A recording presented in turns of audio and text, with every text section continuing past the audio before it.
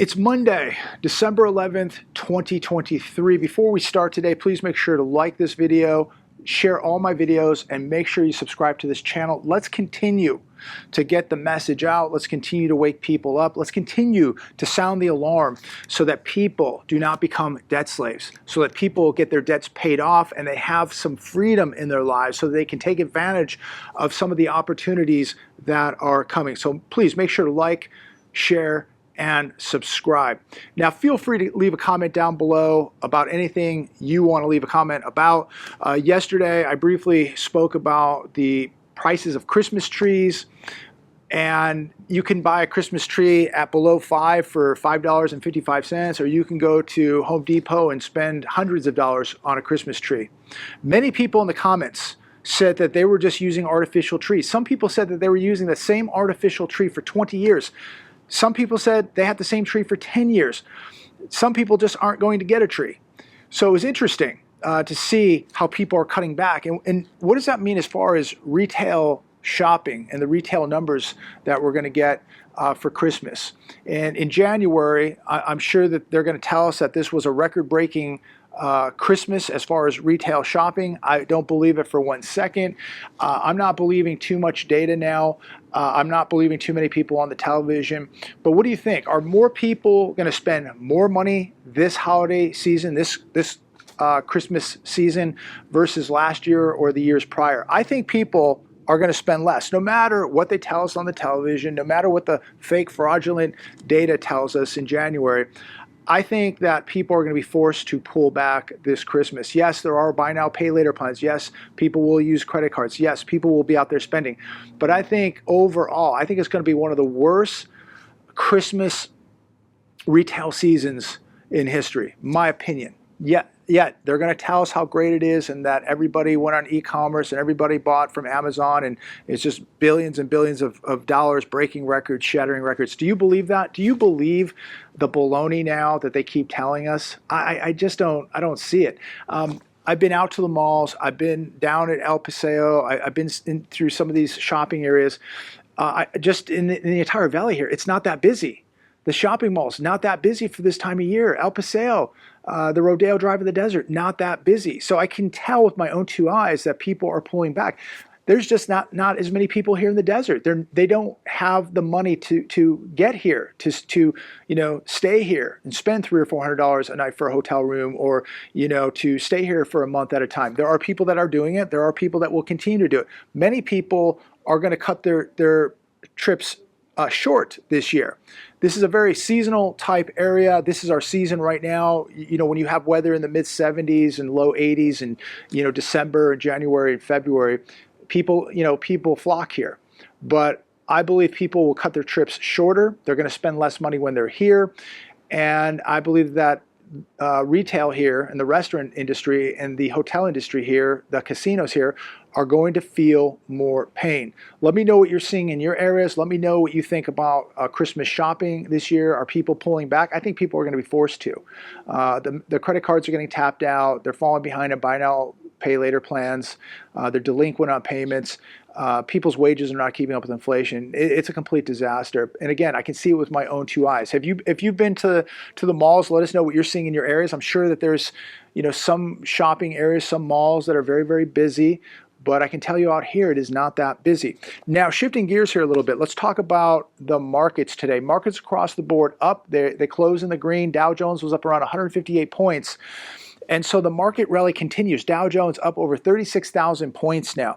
The question is not when, but why the Fed would cut rates, especially with the labor market this strong and the stock market rally that is taking place. Why in the world, and please comment down below, why would the Fed be cutting rates when it is really getting the opposite result? We just added 199,000 jobs last month. Stock market rally. Unemployment, where are we at now? About 3.7%. So they're getting no effect. They wanted to see people lose jobs. They wanted to see the market slow down. Has not done that. They wanted to see unemployment go up. It's going down. So why would the Fed cut rates? And what do you think is going to happen on Wednesday? A lot of people right now are up in the air with this. They're gonna raise. They're not gonna raise. Again, why? First off, would the Fed reverse course and pivot when they're not getting the results that they wanted? And why wouldn't the Fed continue to raise when we have this incredibly strong labor market, strong stock market, things are accelerating, they're talking about all this GDP growth. Again, now if you believe the data, but this is what the Fed's going to go by. I don't believe the data. I know that people are losing jobs. I know people are forced to work 2, 3, and even 4 jobs now. GDP is a joke. We know that any bit of GDP is based on all this government spending, the 2 wars that we're in, all the government workers that the system has hired. So we're not seeing real growth. We're seeing artificial growth, and it's taking a printing press in order to create it.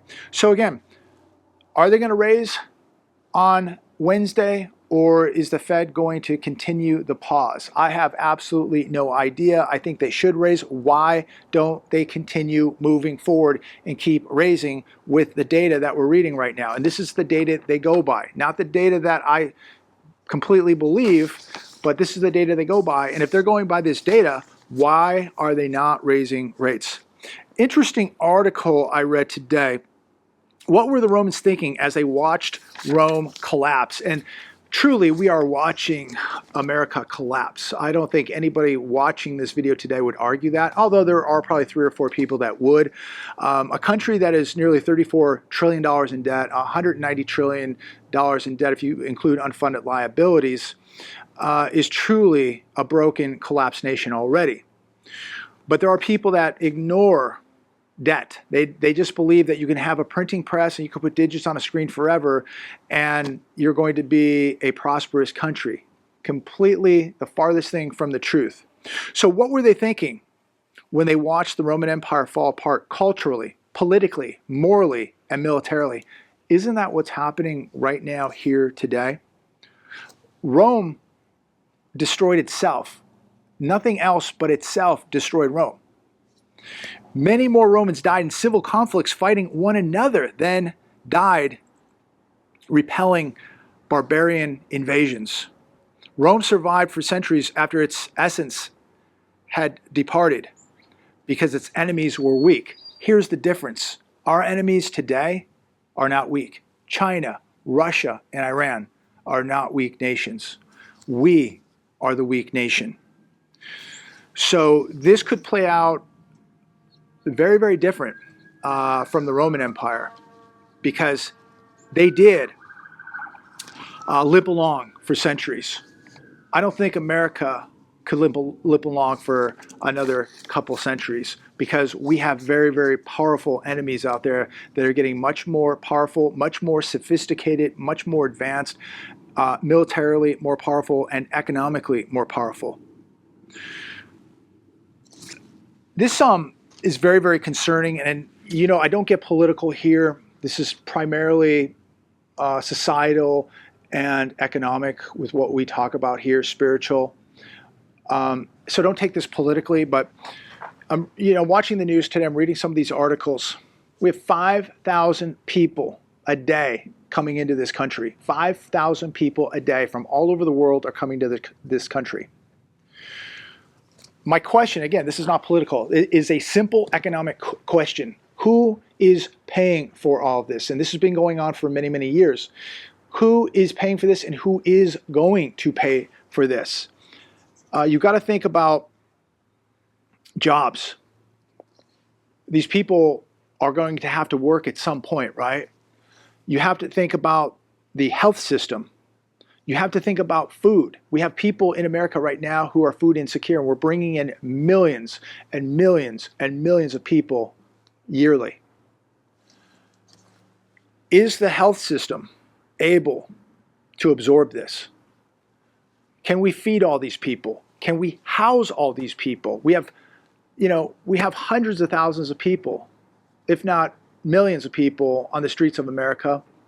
Again, even the data on that is completely off, because they don't include people sleeping in their cars or sleeping in dilapidated RVs. They typically just count the people sleeping on the sidewalks. We have a lot of homeless people. We have a lot of people that don't get enough food in this country. There's a lot of people that just don't even get opportunity in this country. Yet we're bringing in millions of people. And my question, again, it's not political, but it's financial. Who's going to pay for this? Who's going to house these people? How is the health system going to absorb this? What will these people do for jobs? Does this mean more competition for these leisure and hospitality and lower wage jobs? Think about that. You know, the people who are below middle class, who might have to work at a Walmart or work at a dollar store, or they might work a manual job, guess who your new competition is going to be? It's going to be somebody from one of the 150 countries that is coming over here. So it's going to make life much more difficult, much more competitive for people at the very, very bottom. Yes, if you're a plastic surgeon, you're an attorney, you have a job that maybe you took a college degree, or you're in a very specific profession, yes, you're probably not going to be under threat here, or your job won't be. But if you have a job working at a warehouse, maybe you're a landscaper, you have a manual job, leisure, hospitality, working at a restaurant, making a coffee, these type of jobs where people are working 2 or 3 of these jobs just to try and survive, be careful, because a lot of competition is now coming to your job market. Here's another one today from the Daily Mail. Chinese affiliated hacking groups infiltrated critical American infrastructure, including Hawaii water utility and at least one oil and gas pipeline, U.S. officials say. We have huge strategic vulnerabilities, ladies and gentlemen. You think about the Romans. I mean, this is really concerning because we have so much disruption just right in our own country and so much division. And then you look at what's happening outside now with the technology and the advanced sophisticated tools and technology that these countries have now to infiltrate us, and it makes us very, very vulnerable. More than 24 high-value targets have been attacked in the last year alone as China seeks to inflict societal chaos in the event of war. It comes as tensions grow over Taiwan, with targets in Hawaii and Guam at the top of the Chinese hit list. They have bypassed elaborate cybersecurity systems by intercepting passwords and logins. And if you get a chance, check out the article. Very, very interesting. And we know we've had right here, we've had water filtration systems infiltrated, or water processing plants infiltrated. I mean, literally everything. Hospitals, schools, you name it. Banks. So much has been hacked and attacked. It's only a matter of time before something very, very big happens. And this is why when the lights go out and the power does not work and you don't have running water, you've got to prepare for this. So many people make these videos again, and they tell us every day the world's coming to an end, the economy's collapsing, etc., etc., etc. The world is not going to end, ladies and gentlemen, but the way the world revolves is going to change. The world is going to change. We think everybody revolves around America, and people and countries are detaching from America. They're trying to get away from the dollar. They're trying to get out of the U.S. system. They're trying to get out of the U.S. financial system because of the weaponization. So not everything is going to revolve around our little world. Things are detaching. But at some point, we are going to take some big hits here because of this advanced technology. And there's going to be a lot of pain felt here. And most people, if they could not turn a light switch on, if they could not operate their microwave, if the refrigerator went out, they didn't have running water, they are in very, very big trouble. You would see a lot of people die within days. Think about also that 80–90% of our pharmaceuticals come from China. We get into a conflict with China and they cut us off of just pharmaceuticals. How many people would begin dying daily that couldn't get their pharmaceuticals? Let alone cyber attacks hitting water systems, gas lines, financial systems. They could lock everything down. I mean, lock it up, lock it down, seize it up.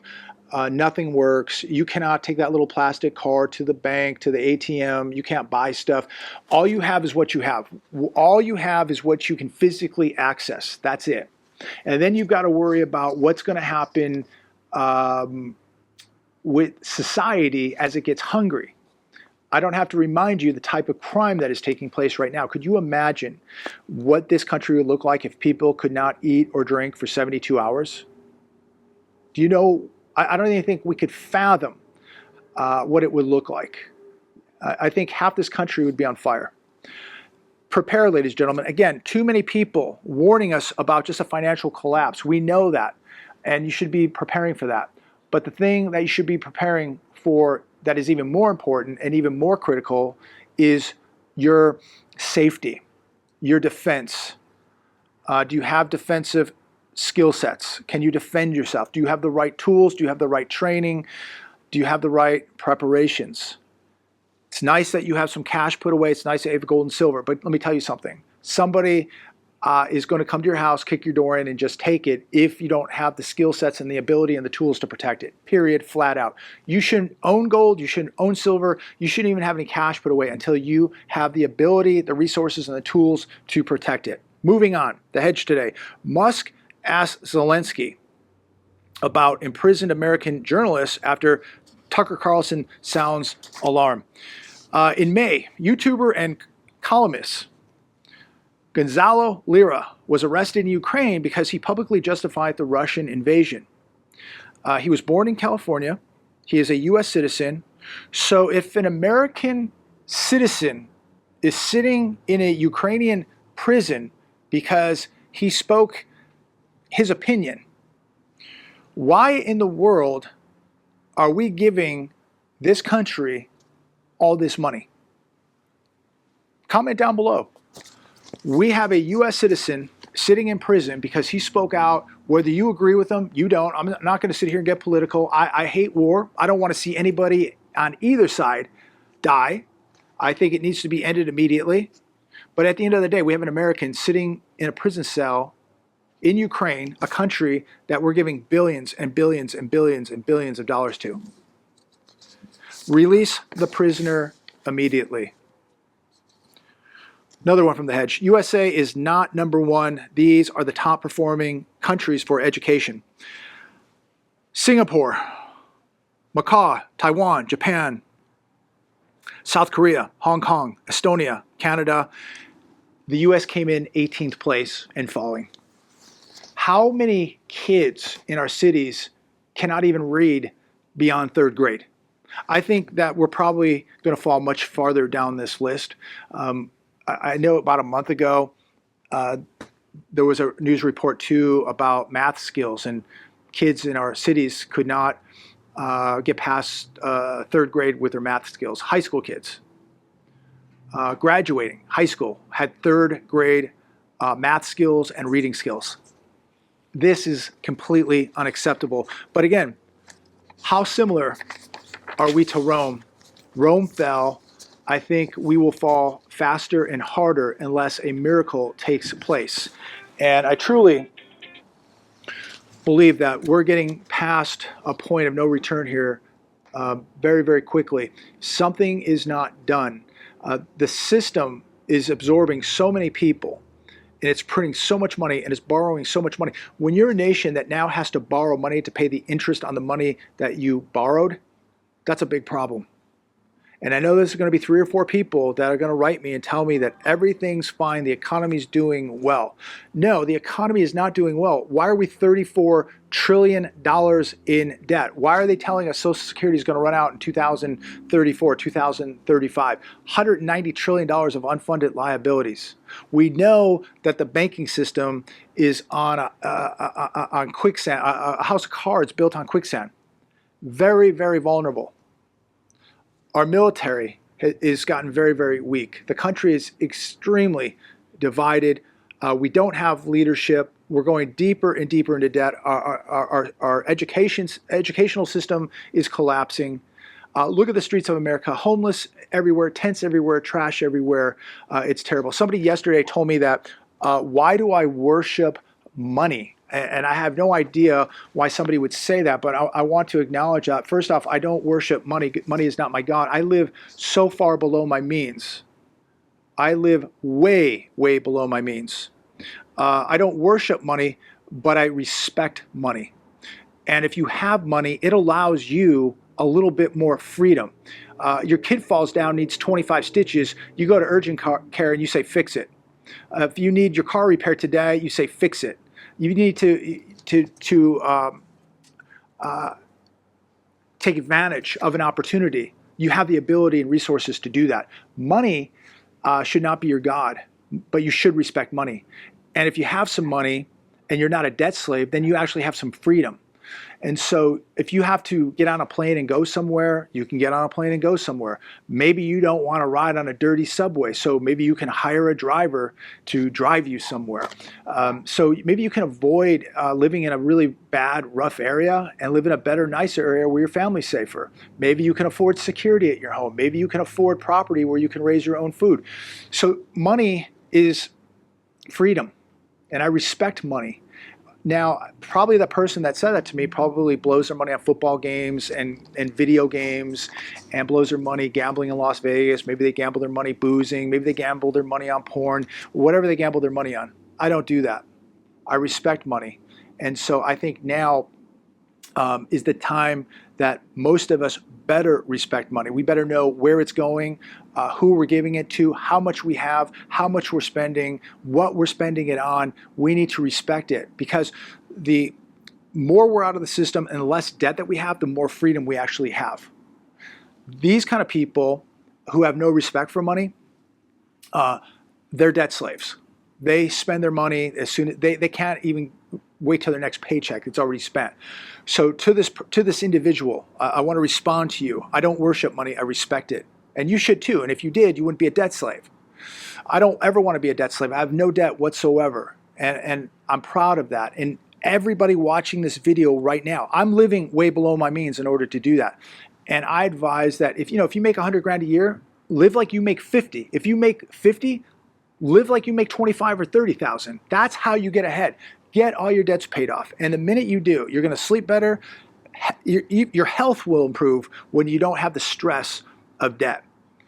Respect money. Money allows you to have freedom. Don't worship money. Your world shouldn't revolve around money. It shouldn't be your God. But if you have some money, guess what? You can help some people that need help. You can do some charitable things. You can feed some homeless. You can donate some money to a dog shelter and help some dogs out. You can help society. And isn't that what it's all about? Helping people in our country, helping people in society to get ahead that maybe had some bad luck and need to be picked back up. You can't do that being broke. You cannot do that being a brokey. You got to have some money. You got to have some resources. And it's about right now stacking up that war chest right now for what's coming. Because if you don't have money for what's coming, if you don't have skills for what's coming, and it takes money to get skills. It takes money to get skills, ladies and gentlemen. It takes money to go buy assets. It takes money to prepare. It takes money to go buy emergency food. Don't become a debt slave. There's nothing wrong having some money. Just don't worship it. Petrodollar endgame moves even closer. This on the Hedge today. We're going to see a global backlash against this country, again, because of the weaponization of the financial system, the banks, and the US dollar. And as this is happening right now, it's in the process. It's a very slow process, but it's in the process. And while this is processing, people are ignoring what is happening. They're not paying attention. Saudi Arabia is trading oil in other currencies, notably the yuan. And now it appears that the UAE, United Arab Emirates, is also strategically shifting away from the US dollar in its own oil transactions. The move involves potentially deals with 15 other countries, including China, Russia, and Egypt. This is redefining global economics. Get ready, ladies and gentlemen. I'll tell you, the more competition there is towards the US dollar, the more people are going to lose their standard of living. Because right now, if we were not the world reserve currency, if we did not have the US dollar as a world reserve currency, America would not look like what it looks like right now. And it is deteriorating quickly at an accelerating rate. I mean, just look at your cities, look at how old the infrastructure is. People cannot get help, but we can send billions of dollars to other countries to get help. We can't help our vets, but we can, Zelensky will be here, and he'll be here with his tin cup begging for billions of dollars more, while we have so many people that need help. Americans, we have patriots, we have vets, we have people with mental disorders, drug addictions, people who've lost their jobs, people who've had some bad luck, who've had massive medical bills, and now they're homeless. Where's their help? Why are they not getting any help? But yet, people can come to this country with their little silver cup and beg for billions of dollars, and we just hand it over to them. These are the richest politicians in the U.S. I thought this was interesting. I'm going to close with this one. This is not all of them, but a few. Governor of Illinois, J.B. Pritzker. He is worth $3.4 billion. Doug Burgum, Governor of North Dakota, $1.1 billion. Darrell Issa, California representative, $460 million. Man, I could not believe that he was worth that much. Jim Justice, Governor of West Virginia, $450 million. Jared Polis, Governor of Colorado, $400 million. Glenn Youngkin, Governor of Virginia, $400 million. And of course, Mitt Romney, Senator, Utah, $300 million. And the list goes on. If you get a chance, check it out. It's on The Hedge. But we have so many people that cannot even pay their utility bills in this country.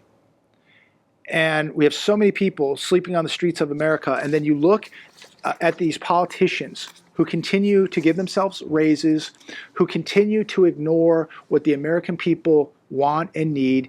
They'll raise your taxes, but they're going to make more and more money. You'll continue to make less. They keep creating more inflation, but they make more money, you make less. Absolutely despicable what is happening here. And I'm not saying that these are bad people right here, but we have too many politicians who did not make money. And I'm not saying this about these people right here, but how many politicians did not make their money until they got into politics? That's when they began to make their money. You look at some of these offices, maybe pay $100,000, $200,000, and they spend millions of dollars to get a seat. Why would you spend millions, tens of millions of dollars, hundreds of millions of dollars to get a job that pays you $200,000 a year?